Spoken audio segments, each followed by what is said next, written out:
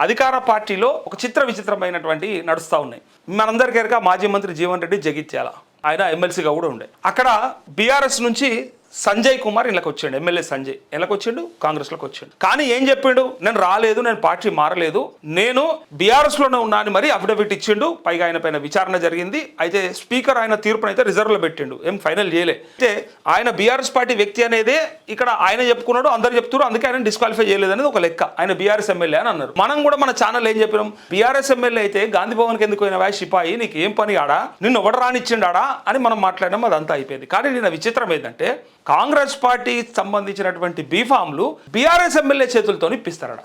ఆయన ఫైనల్ చేస్తాడు, ఆయన చెప్తేనే ఇస్తారు. ఎట్లా మరి ఇది ఎట్లా సాధ్యమైంది? ఆయన ఏ పార్టీలో ఉన్నట్టు మరి?